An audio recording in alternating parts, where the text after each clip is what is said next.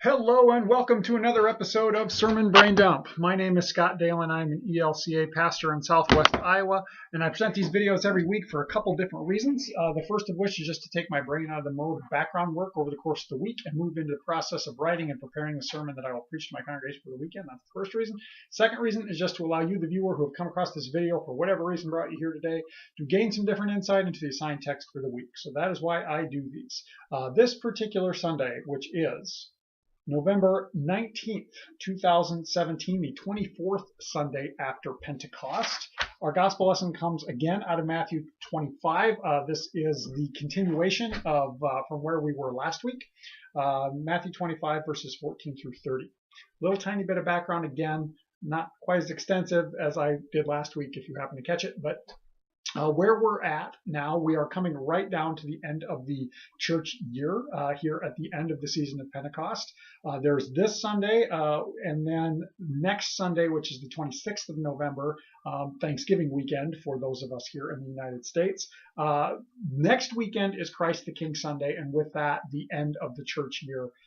The following week, which is the first Sunday of December, then we move into the season of Advent, which begins the new church year. So that's kind of where we're at. And as per usual, in this tail end of the church year and the tail end of the season of Pentecost that we've been in since clear back last spring, the texts become kind of apocalyptic as they look towards the end times, and that's where we're at, of course, and we've seen it the last couple of weeks as well.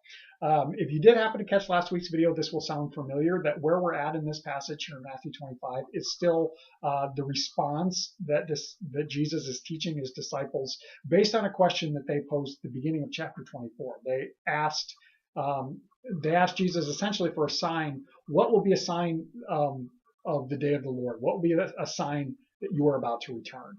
And this long batch of teaching that Jesus continues to go through, featuring all these different little smaller portions, is in response to that. So that's important to keep in the back of our minds as we consider this text. Now this one is another parable.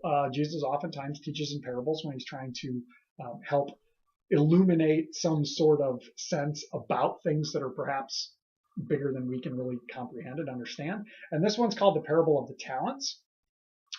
It's featured also in Luke's gospel, although in a slightly different setting, and there's some differences in it. But essentially, the gist of it is that a master or the Lord or the head of a household, whatever we want to call him, is going away, and so he entrusts his property or entrusts his wealth to three different slaves. They're called slaves here. Oftentimes we'll hear it translated as servants, but they are slaves, and that's also important to remember. He gives one, in Matthew's account, he gives one 5 talents, and he gives one 2, and then he gives one 1, and we hear each according to their ability. That will be in the reading when I get to it. But and then he goes away, and we hear that 2 of them put the talents to work, the money to work, and essentially double it, and give that back to the master. When the master returns, the last one buries it in a hole and brings just the talent back, doesn't make anything with it. So that's the real basic gist of what's going on here. But keep in mind that this is intended to be a response to that question of what will be a sign that we know that you are coming back. All right, let's jump into it. Matthew 25, 14 through 30. Jesus said, "For it is as if a man going on a journey summoned his slaves and entrusted his property to them. To one he gave 5 talents, to another 2, to another 1, each according to his ability. Then he went away." Okay, now I'm going to pause for just a second, and I want to point this out. Listen closely to this next portion as we hear what happens to the guy with 5 and the guy with 2. You'll notice that they are nearly identical. Just wanted to point that out, so listen into that. The one who had received the 5 talents went off at once and traded with them and made 5 more talents. In the same way, the one who had the 2 talents made 2 more talents. But the one who had received the 1 talent went off and dug a hole in the ground and hid his master's money. After a long time, the master of those slaves came back and settled accounts with them. Okay, now here's where we're going to have this repeating. Then the one who had received the 5 talents came forward, bringing 5 more talents, saying, "Master, you handed over to me 5 talents. See, I have made 5 more talents." His master said to him, "Well done, good and trustworthy slave. You have been trustworthy in a few things. I will put you in charge of many things. Enter into the joy of your master." And the one with the 2 talents also came forward, saying, "Master, you handed over to me 2 talents. See, I have made 2 more talents." His master said to him, "Well done, good and trustworthy slave. You have been trustworthy in a few things. I will put you in charge of many things. Enter into the joy of your master." All right, see, almost identical. Really, about the only thing that switches there is the number, 502. Then the one who had received the 1 talent also came forward, saying, "Master, I knew that you were a harsh man, reaping where you did not sow, gathering where you did not scatter seed. So I was afraid. I went and hid your talent in the ground. Here, have what is yours." But his master replied, "You wicked and lazy slave. You knew, did you, that I reap where I do not sow, and I gather where I did not scatter? Then you ought to have invested my money with the bankers, and on my return I would have received what was my own with interest. So take the talent from him and give it to the one with the 10 talents. For to all those who have, more will be given, and they will have an abundance. But from those who have nothing, even what they have will be taken away. For as for this worthless slave, throw him into the outer darkness, where there will be weeping and gnashing of teeth." All right, so that's the passage. Some thoughts. Admittedly, this is a troublesome passage, one that I wrestle with a lot. For me, it's difficult to find much good news in this particular passage because it really seems at face value that this is talking about works righteousness, that in order to in order to enter into the joy of the master, we have to earn it, that we have to produce something, that we have to make something, that we have to create benefit for the master before we're going to be welcomed into his joy. And on the flip side, that if we don't, we're going to be condemned. To me, that screams works righteousness. I hear a lot of that here, and I fear oftentimes when we go for a very face value interpretation of this parable, that's where we go. Now, we should note, side note, a talent, when Jesus is talking about it, is a monetary amount. It's the equivalent to 15 years worth of wages for a day laborer. So all 3 of these guys, or these slaves, are receiving a huge amount is being entrusted to them, each according to their ability, but in different levels. And so a lot of times when we bump into this passage, people tend to hear that as the talents that we have received, and they interpret this as, oh, this means that I have to, whatever blessing God has given me, I have to use it. And now, let me say, that's not wrong. That's not bad. We are called to use the gifts that God gives us to benefit the kingdom, to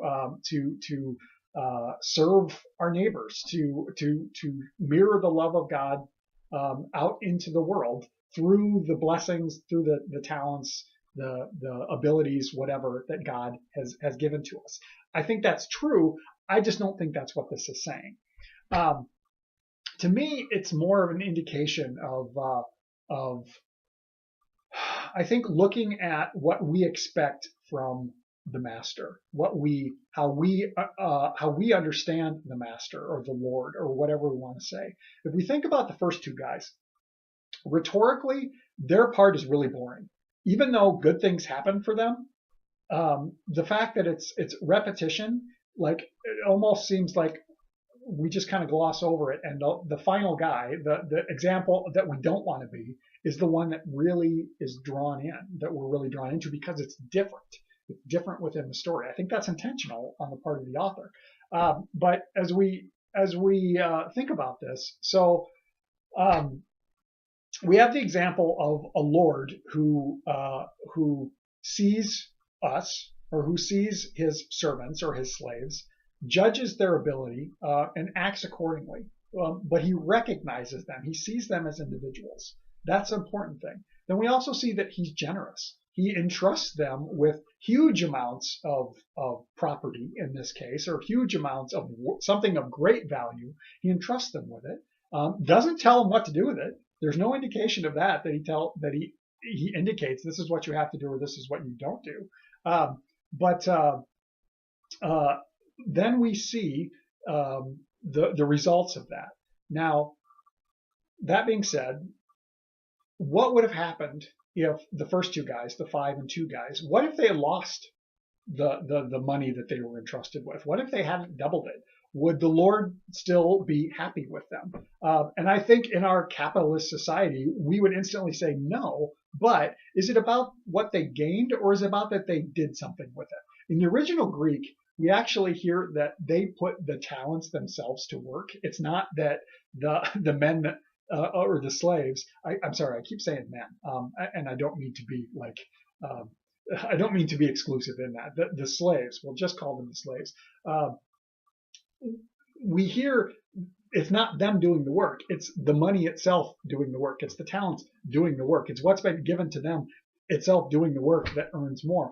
And is it that, is the master happy with them because they doubled their money or his money? Or is the master happy with them because they risked, that they didn't just sit on it, that they did something with it? They gave great risk with what had been entrusted to them. If they'd have lost it all, I don't know if the master would be angry or not. Now, that's not the way the parable's written, so that's all speculation on our part. But the difference between those guys and the third guy is that he was caught up in fear of what he judges the master to be. Now, have we been given any indication in the story up to this point that the master is harsh, is crafty, does all these things, or has he shown to be generous? And it seems to me that he's been shown to be generous. But this guy, his understanding of the master, of the Lord, is judgmental and harsh, and it's all fear-based. I was afraid to lose what you had given me, so here, take it back. I risked nothing. And that seems to be what the master takes issue with, is that there was no risk, that he did nothing with it. He risked nothing and just buried it in the ground so that when he was called back to him, he could just give it back again. He said, you entrusted me with this, here it is. Didn't do anything with it, but here it is. Now, I'm going to come all the way back around. And again, this sounds like works righteousness. This sounds like, to me, I always call it the book of James. That the book of James is very much about what we do, the good works that we do, that we are called as believers in Christ to do good works. Now, oftentimes in Lutheran theology, we get really nervous about James, and we get really nervous about our works because we don't want to consider works righteousness, that we're not earning anything. That's not getting us salvation. Rather, it's a response out of gratitude for the grace, for the free gift of God's grace, the free gift of forgiveness, the free gift of God's love given to us through Christ. It's a response to that. And it seems that if we want to look at the talents, or use whatever we want to call it, that maybe that's what this is talking about, that it's not about that we have to earn our way into the good graces of, or the joy of the master, but that we risk, that what we are entrusted with, we utilize, that we put to work as a response to the gratitude for what the master has entrusted us with. And what is that? Maybe that's the gospel. And how do we risk the gospel? Well, we share it, and that takes on many different forms. I've often heard the phrase, and I kind of like it: preach the gospel always, when necessary, use words. It's our actions, it's our attitudes, it's how we treat one another, it's how we mirror the love of God out into the world. That we love God and we love our neighbor. Well, how do we do that? We live in a way. I need to back up. Sorry, I was getting a little ahead of myself as I think about this. Keep in mind, this is an apocalyptic text aimed at the end times because it's a response to that question from the disciples. But time after time after time after time, what Jesus continues to tell us is no one knows the day or the hour. So don't plan on just sitting until the point where you think, oh, here's the sign. Now we know it's coming. Now we need to act. Live your life now as if that's already happened, because the promise is that that has already happened for you. It's true now and not yet. And yes, that's confusing and it's weird and sometimes frustrating. And for me personally, I tend to err on the side of the now and not yet. And that we live our lives now in a way that reflects the reality of the kingdom that has yet to come to fruition. That, I think, is how we, quote unquote, use the talents. And that's my sense.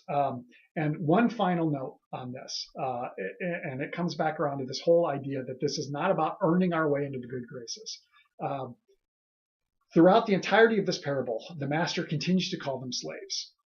He called his slaves to them. He entrusted his slaves. When they brought it back, he says, "Well done, good and faithful slave." The second one, he says, "Well done, good and faithful slave." And then the final one, he says, "Lazy and impertinent," or "lazy and slothful slave." They're slaves throughout. And perhaps the good news that we find in this, and we have to go outside this parable, and actually outside this gospel, we have to go to John's gospel, is the promise of Jesus to his disciples, to his followers at the Last Supper. "You are not slaves, for I do not call you slaves, I call you friends." You have been made heirs, heirs to the promise. If the Son makes you free, you are free indeed. So these slaves are subject to the whim of their master, whether good, bad, or otherwise. The promise is given to us that we are no longer slaves. And so maybe that's the little tiny bit of good news. But so out of gratitude for that gift of being made an heir, of being made a child, of being called and claimed, is the gratitude that we mirror the reality of the kingdom out into the world as it is now, maybe helping bring about the kingdom through our actions. That's kind of where I'm going with this sermon. If you have thoughts, questions, comments, by all means throw it down in the comment section. We'll continue the conversation that way. Otherwise, no video next week. I'll actually be off for Thanksgiving, so I'll be back in a couple weeks with our new video as we have moved into Advent and into the new church year, and all of that happy good stuff. So we'll catch you in a couple weeks. God bless.